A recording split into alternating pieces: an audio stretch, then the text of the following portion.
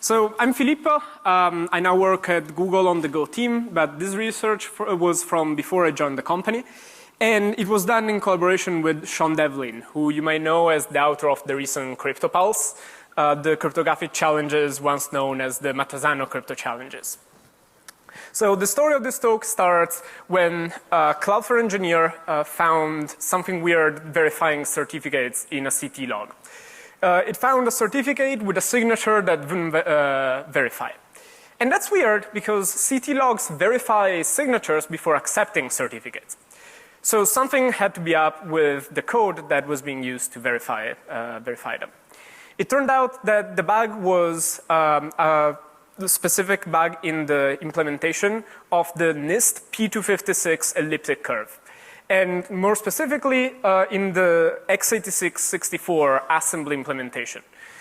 This was optimized implementation written by hand in assembly to make these operations on this elliptic curve especially fast on the architecture which is the most popular one on computers that are not mobile or embedded these days.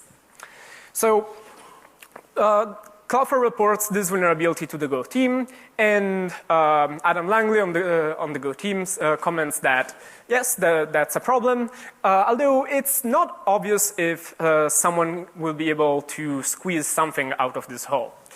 But you know, it would be a cool paper. So yeah. Sean and I met in Paris to look at this vulnerability. That's nothing else than a challenge right there. And 1 month later, we figured out a way to mount a complete key recovery attack against real protocols as implemented by real implementations that would recover the entire private key from that small, extremely rare bug in the implementation. Go releases were minted with the fix, and of course we're talking about something that does not apply to the current Go distribution. So first of all, I want you to understand a bit of what the code was doing. Now, elliptic curve implementations have as their bedrock field arithmetic implementations. Those are nothing else than operations done modulo a prime p.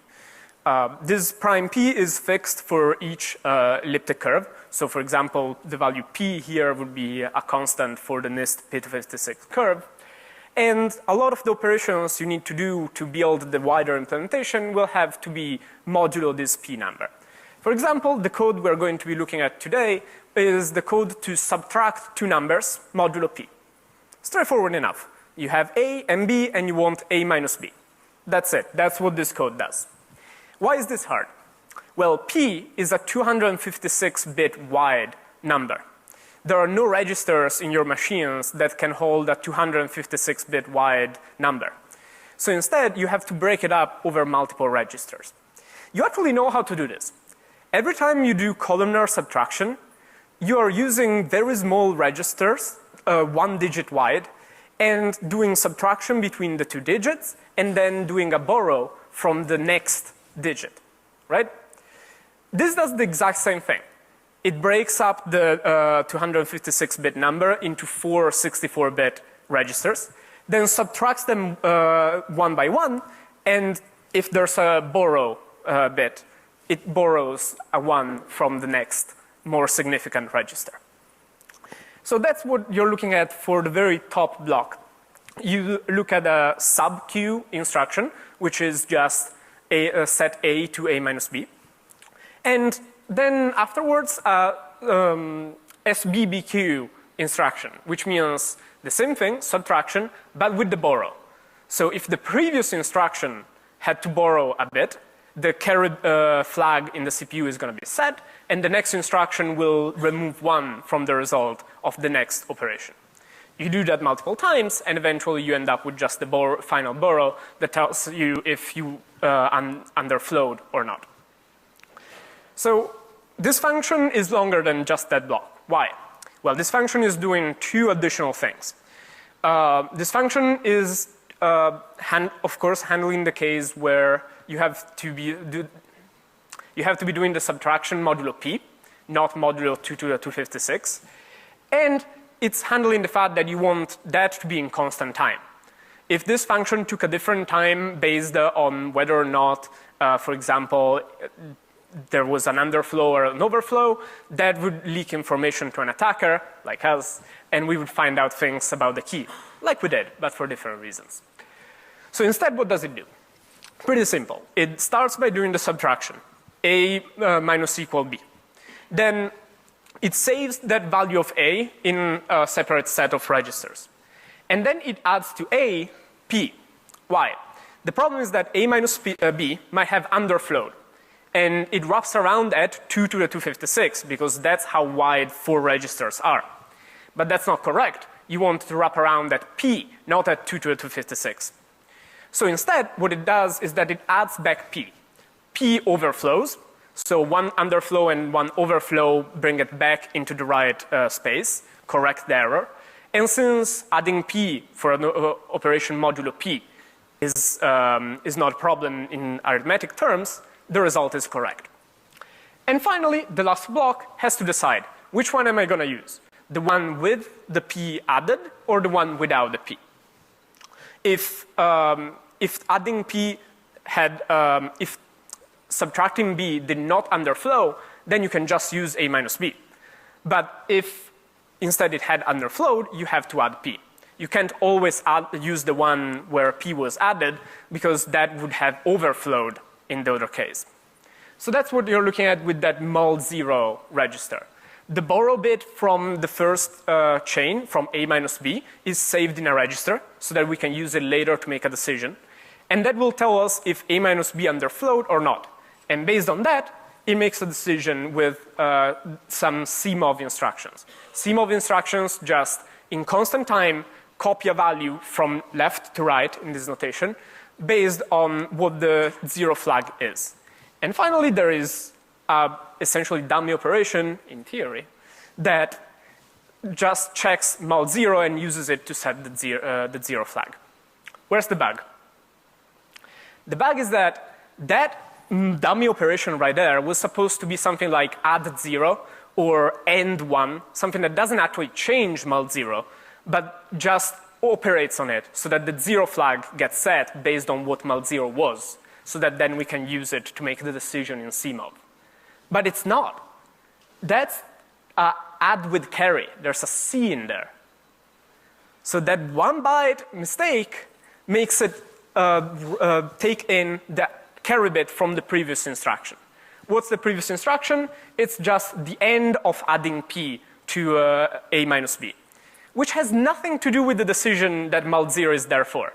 So this is sneaking in a carry that has nothing to do with what we're trying to do. And that influences the decision. Now, this would be wrong most of the times, but instead the CMOV instruction is swapped. Instead of being if 0, it's if not 0. So 2 mistakes cancel each other out, and most of the times everything goes well. And that's why it escaped testing. So almost always this is not a problem. Except that there is the difference between the old code and the patched one. And the difference is what happens when that carry bit is not there. A rare occurrence, but sometimes adding p does not overflow. And if adding p does not overflow, the carry flag is not set, and the result is wrong. Instead of returning a minus b as it should, it will return a minus b plus p, which will end up being higher than p. A specific case of this is that if you try subtracting 1 from 1, 1 minus 1, it will return p instead of 0, because adding p will not wrap around. So why is this a problem? Well, this is a problem because once in 2 to the 32 times, that result will be wrong. And when that happens, something will break higher up. But this is rare again, 2 to the 32 times. That's why it went completely unnoticed until it made a signature not verified that someone was really, really sure that should really verify. So this is the bug. Now, we didn't find this bug. We worked on how to use this bug, which is a carry propagation bug, to mount an attack to actually recover something useful, the key. Now, you might be asking, how does forgetting to carry the 1 or carry a 1 that wasn't there, very literally forgetting to carry the 1, cause a full key recovery attack? Now, that's exactly what this talk is about, but to understand that, I need you to take you back for a moment and do a crash course on elliptic curve cryptography. Sounds scary. I promise I've done it before and people survived. Now, we know that there are fields, right? We know that there are operations are done modulo p, because that's what we're looking at. And that's what all numbers we work with are at the lowest level. Numbers modulo p in the field. Then there are points. Points are simply x and y coordinates, where x and y fit in an equation, which is the curve equation. We don't care about the curve equation. Don't worry, it's not even on the slides. Because what we're going to be working on is the abstraction above that. The abstraction critical to understand this attack is the group. A group is two things, a generator point and an operation, addition. What's this special about the generator point? If you take the generator point and you add it to itself using that addition you defined, a certain number of times, you go back to G. That number of times is called the order of the group, and it's another very big number in the order of P and 2 to the 256. So it's a 256 bit wide number. But this is important, it's a cyclic group. So you can keep adding G and you hit a bunch of points in the group and eventually you wrap around and you're back at G. This is a group. If you give a group to a cryptographer, they will build the Diffie-Hellman on it. So to build Diffie-Hellman, you need multiplication. But we only have addition. Now, if you know how to do addition, you know how to do multiplication. If you want to multiply by 5, you add. And there's no special definition of multiplication in groups. It's just repeated addition. And addition and multiplication follow all the rules that you already know about. They are commutative and they're associative. So, you know, you can do first add 5 and then add 7, or the other way around. You can group them however you like. Then, as I said, you give us a group, we build Diffie-Hellman. You might already know Diffie-Hellman from its finite field version, but if you don't, it's not a problem. Here's how it works on elliptic curves. The private key in Diffie-Hellman is a giant number, modulo the order of the curve.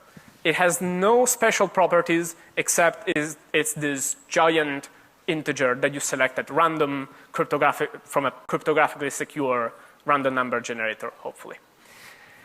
Then you want to generate a public key for your site. How you do that is that you just multiply this giant number by the generator point of the curve. So generator times the giant number is your public key. You send your public key to your peer generates a private key and sends their public key to you.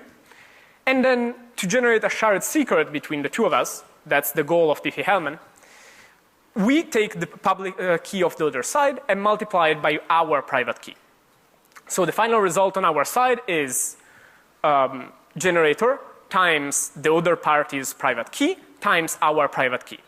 They do the same, and on the other side it's going to be generator times our private key times their private key. Multiplication is associative, it's commutative, these two results are identical. So since we have identical results, we can do Diffie-Hellman, and then we can use that shared secret, for example, as a session key, or as an encryption key in a public key encryption scheme. So this is how to build Diffie-Hellman from the group. But I glossed over something.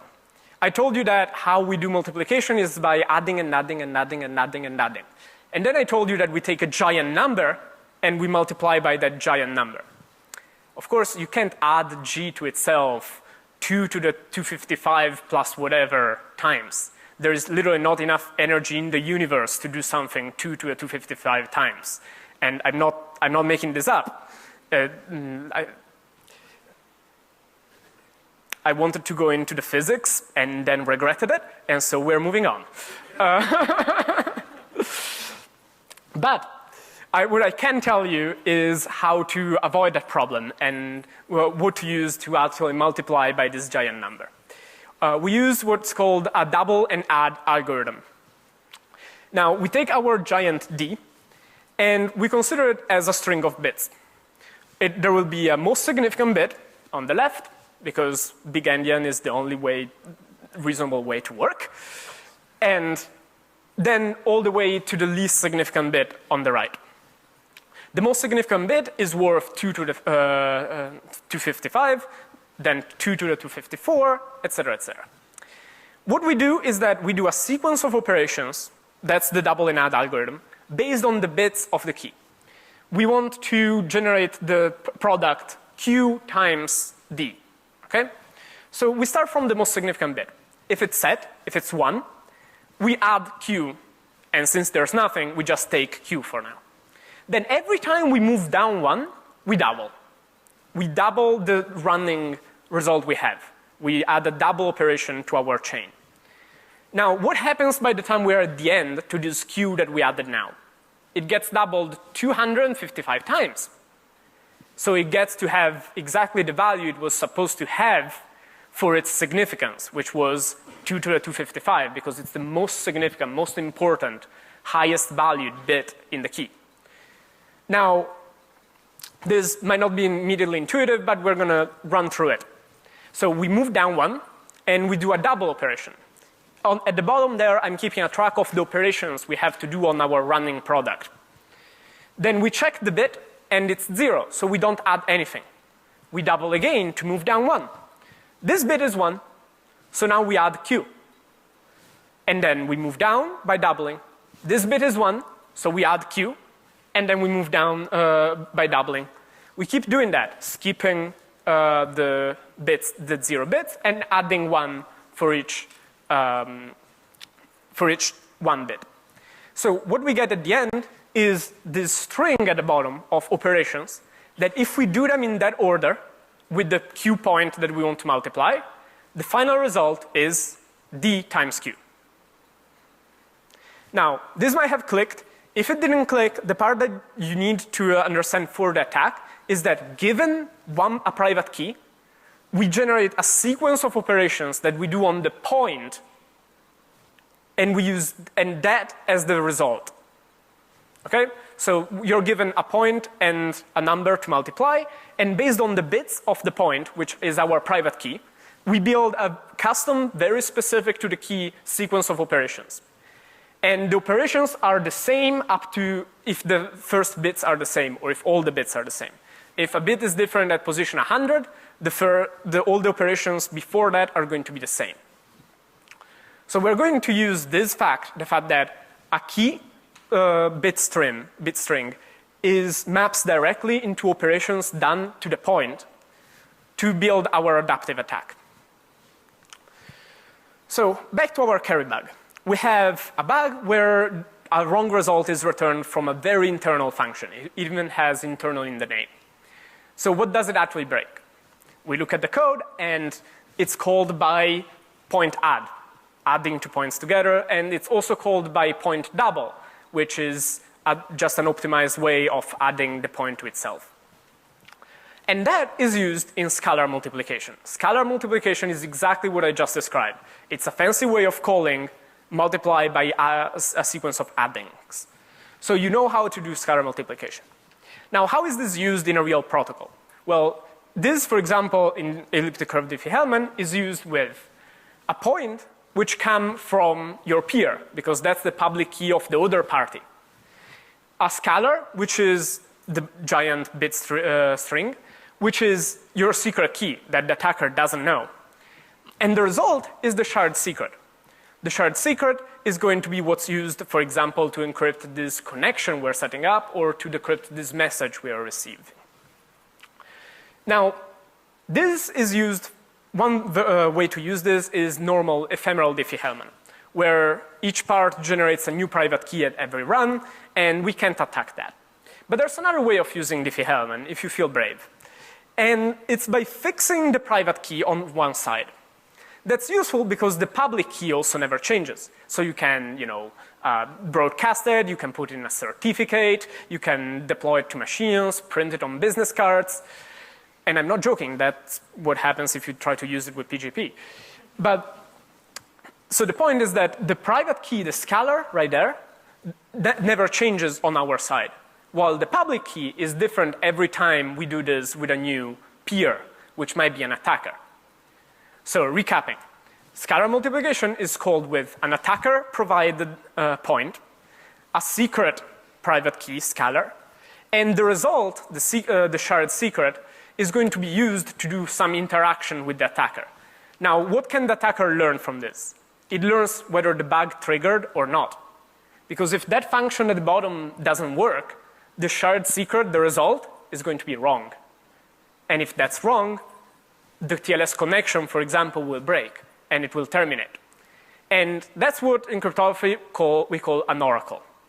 An oracle is something that has some information hidden inside it that we want to discover, but that we can't see directly. But we'll answer questions of some sort about this thing. The question we can ask to this one is, if I give you this point, do you calculate the result correctly or not?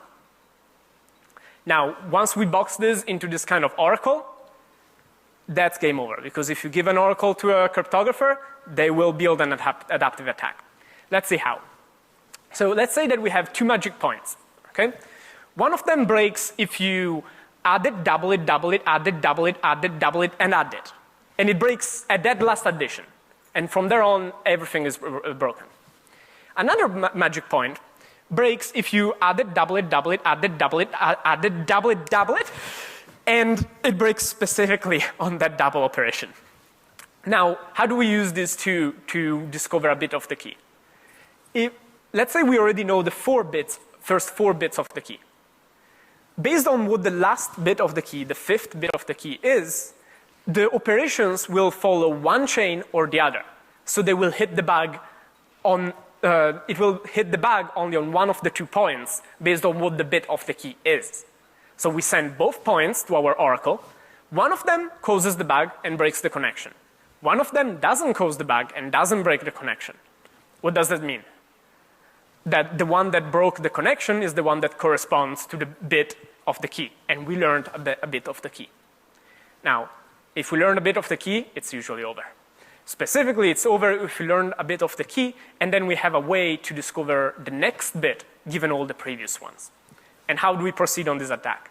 Well, once we know the first 5 bits, because we just figured them out with these 2 points, we generate 2 new magic points that crash on the 2 different paths of the next bit. And we send them both. One of them breaks, one of them doesn't. We learned another bit. We generate 2 magic points. We send them both. And we keep doing this until we have your key. Now, what's this called is an adaptive attack. And it's adaptive because we can't generate the 2 magic points to find bit 6 unless we know bit 5. And that also means that we can pre-compute points for all the possible chains because there are as many chains as there are keys. But we can generate points for the 2 possible chains for the next bit that we don't know given all the previous ones. Now, we are extremely proud that we had figured out this attack. If anyone in the room is in the academic career, they will know the feeling then of going to the literature and finding that Billy Bob Bromley figured this out in 2011 before us. So the attack is pretty much the same thing. Although this was against a 2006 bug, 2007 possibly, and it was published in 2011. So there was a bit of consolation in the fact that it took a few years to notice that that bug was exploitable, so we're still pretty happy. But the paper is eerily similar. There is a bug, it's not the same, it's not in the same function as I've shown you, but there is a bug in OpenSSL. It does the exact same thing. It breaks, and you can generate 2 magic points that break based on the 2 bits, and you can send them both and build the same adaptive attack. Now, it's exactly the same, except that it's absolutely not the same in terms of implementation. And that's because the Go implementation was using certain optimizations based on the work by Krasnov and Guaron that they applied in the meantime to OpenSSL too, which speeds up that double and add sequence by a lot. By instead of looking bit by bit, one bit, add a point, double, maybe add a point, double, maybe add a point, double. Instead, it looks at chunks of 5 bits in a specific encoding based on the Booth algorithm, which is from the 50s. Not kidding, not wrong, paper from the 50s. Still speeding up things. But at the end of the day, what it's doing is that it takes windows of 5 bits, and for each window, the value can be from -16 to +16. And instead of adding 1 and then doubling, it will add or subtract 1 to 16, and then double 5 times to catch up, to move down.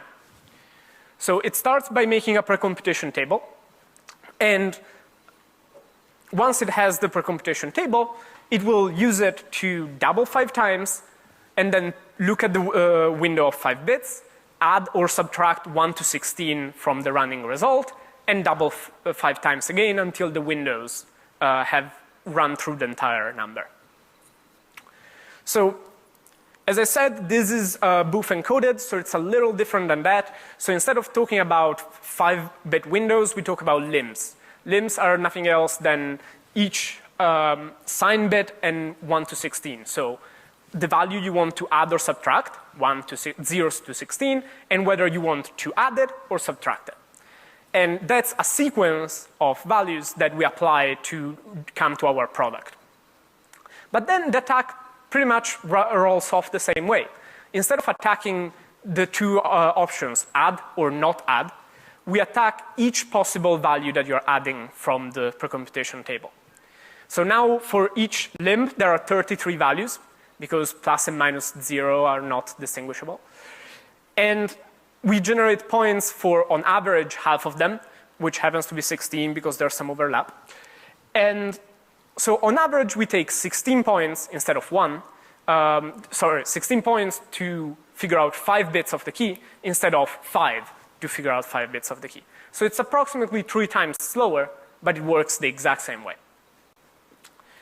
Now, as I said, it works the same way. So we're targeting things that will cause the bug to trigger either in adding the limb from the precomputation table, specifically that limb from the precomputation table. So we'll have a point that only breaks when you add 13, and one that only breaks when you subtract 12.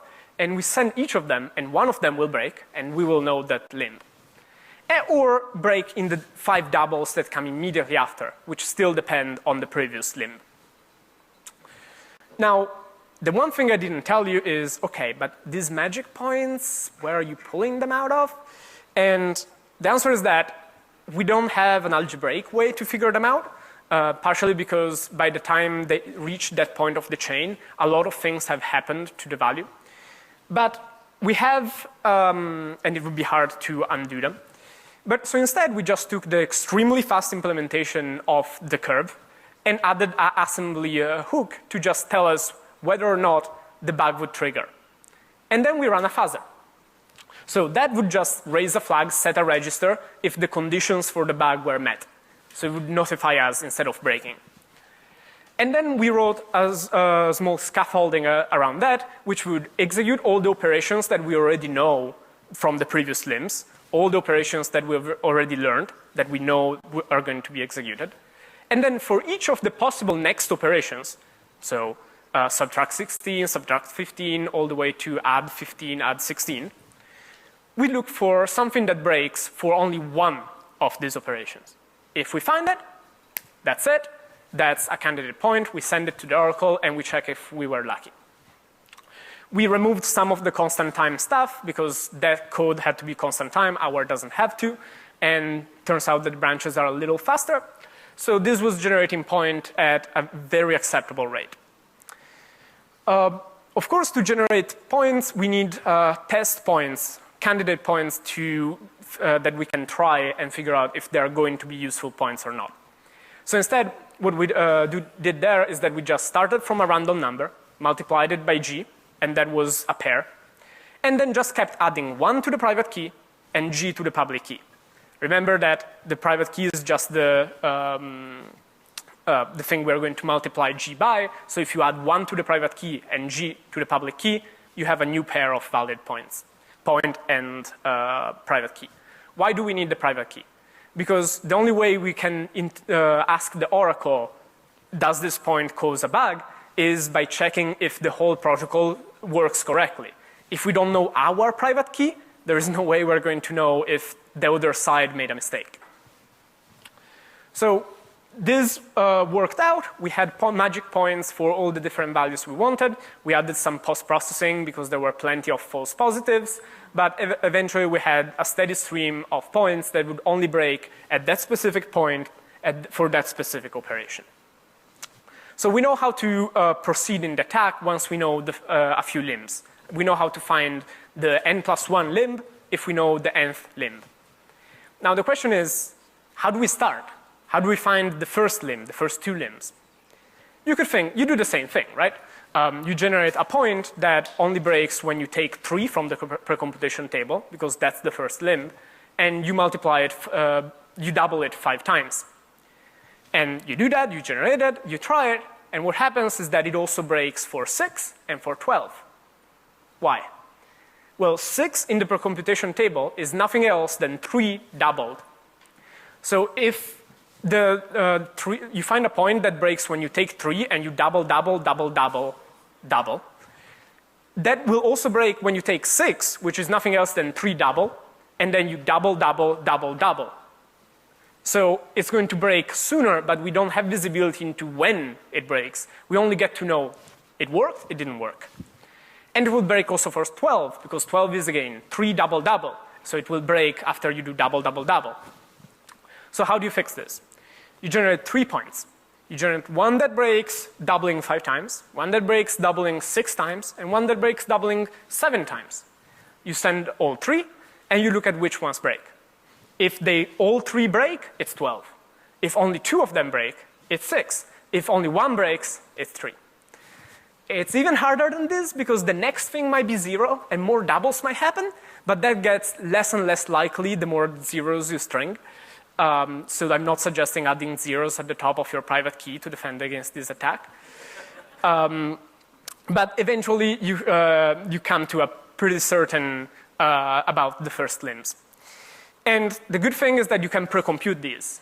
These don't depend on anything, don't require you to adapt on any previous limbs, because those are the first. So we can pre-generate these and have them forever, and all the attacks we can use them. So we now know how to start and how to proceed. We can recover the entire key. And I can see you're tired, so for a change of pace, we're just going to chat about kangaroos now. Aren't they cute? But we're actually going to use kangaroos to finish the attack. So we're going to use the polar kangaroo attack to find the last bits of the key.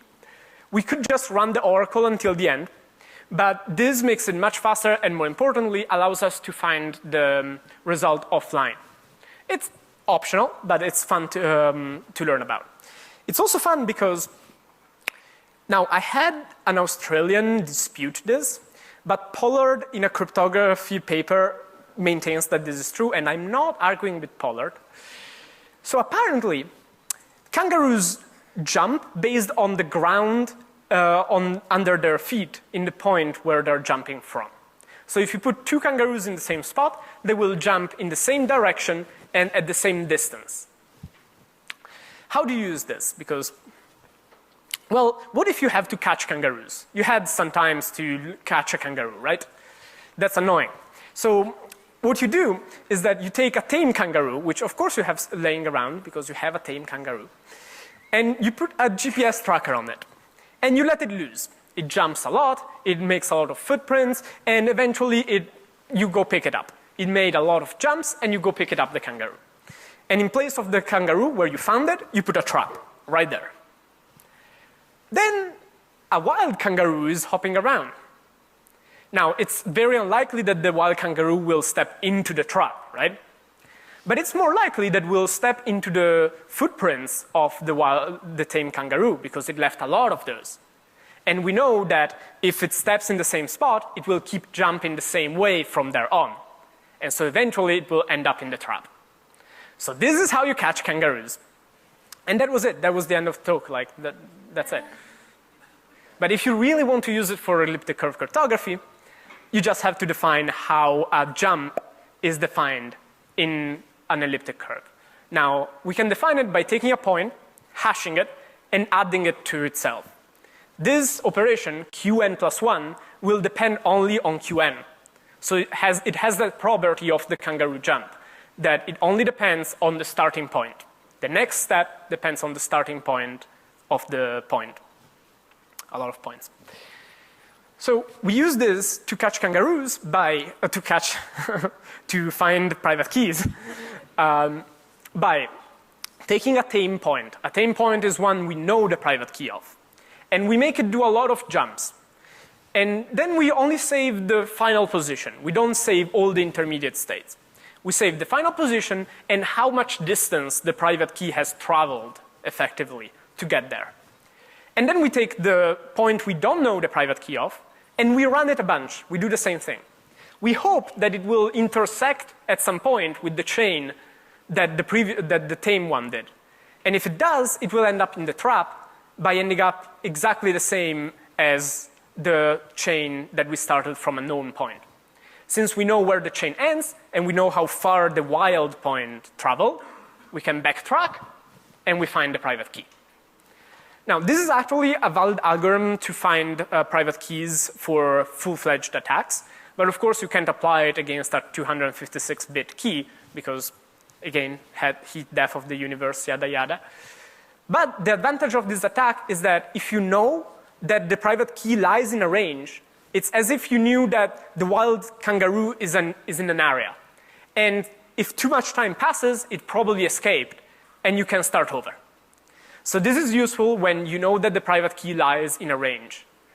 And we know that the private key lies in a range when we know a bunch of limbs already, and we just don't know how the number finishes. It will have to be between the known limbs and 0, and the known limbs at 32.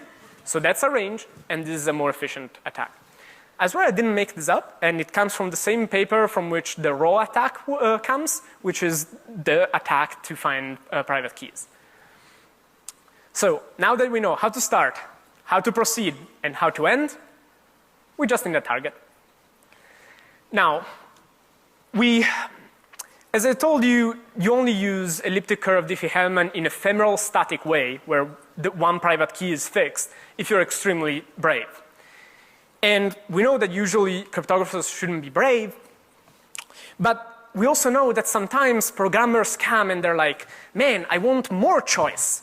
I want to be able to use any primitive I want, and I want to be able to combine them however I want, and I want to have to choose them, and I don't want you to give me any guidance about which ones to use, because I'm a mature adult programmer and I'm going to use what I want. So Josie was built based on that understanding, and it allows you to use anything, including elliptic curve Diffie-Hellman in ephemeral static mode. Now, if you couldn't tell, I was sarcastic, and friends don't let friends use Josie and JWTs. But people still use them. So, we just find ourselves a off-the-shelf Go implementation. This is no fault of their own. And we check that it does support elliptic curve Diffie-Hellman in ephemeral static way, because of course it does. And we build it with a vulnerable version of Go, maybe the last one before the patch was applied. And we build a small service, something that publishes its public key and accepts encrypted messages. And there will be either a timing difference or an error difference between this does not decrypt and this decrypts, but I don't know what you sent me. So that's our oracle. This does not decrypt, triggered the bug. This decrypts, but I don't know what's in it, did not trigger the bug. And we just use that to build our adaptive attack, and we recover the entire key. We actually built this, and we built this with an infrastructure where there's a small dispatcher program running on a laptop or anything, maybe with ngrok exposed. It runs a HTTP server with 2 endpoints. Work, which allows a pool of workers to ask, okay, what should I fuzz next? And Then result, which is for when, hey, I found a useful point. Here is it. It has a short timeout, so if someone else finds if you find the limb and you want to move on to the next limb, all the workers will check in soon to figure out more work.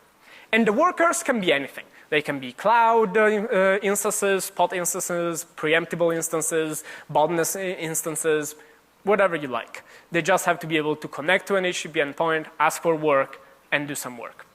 So this scales horizontally as much as you want. And it allowed us to do the attack from top to bottom for a full recovery of the key. So here are some numbers. For each key, there are 52 limbs, ignoring the kangaroos. For each limb, you will need on average 16 points before you strike the right one. And each point requires about 2 to the 26 tries to find a candidate point. So about every limb is 85 CPU hours, which clocks the entire attack at less than 5,000 CPU hours, which you can buy from the cloud for less than $50. So you can run the attack, and it will take about 800 and spare queries to the Oracle, less if you have a lot of kangaroos, and $50 in offline computation, and you will have the key. So now we're going to have a live demo in which I'm going to attack a live running server from the conference Wi-Fi. No, of course I'm kidding. I am not that brave. Instead, we're going to have a recording of exactly that happening. This is a UI built by Sean where you can see each remaining candidate for the next limb. And in red, all the candidates that we found a point for, and we sent it, and it was not the right one. And in green, the ones that we sent, and it did cause the bug, so we know that that's the limb. Is this sped up at all? It's sped up, yes, I'm cheating. As I said, not that brave. And also, you don't have the time to stay here and see it run.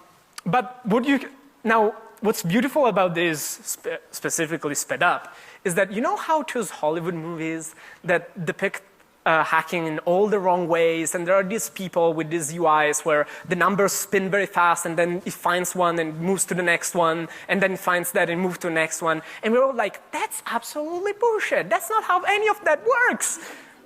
It is. It is. It really is. I love this. The reason cryptographers get into adaptive attacks, it's not the papers. It's that you can build these UIs. Look at the key at the bottom, slowly being stopped. Yay! Look at the key at the bottom, slowly rolling and appearing more and more as more bits are figured out. So yes, this is beautiful. Now, we could stay here, stare at the demo for a little while. I love it. You probably don't. So moving on. What?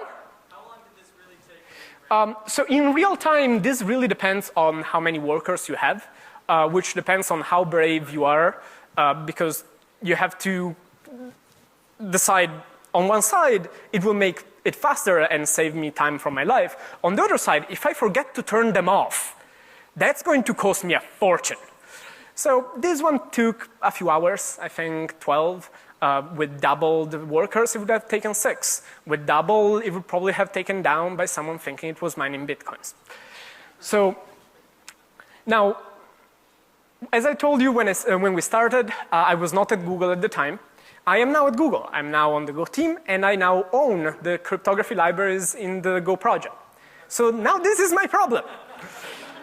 So here's the new policy on what you need to do before we will accept your assembly from now on. And you know, it's pretty obvious stuff like we prefer Go, so if we can make the compiler faster for you, tell us and write Go that is easier to review. Because let's acknowledge it, assembly is hard to write and it's hard to review. And then if you have to write assembly, tell us why, and then test it well, test it into small chunks, because this function tested individually was easy to detect, but tested in the whole, it would have taken forever. And connected to, give us fuzzing hooks so that we can fuzz everything. And we're in the process of cleaning this up. So hopefully this does not happen again.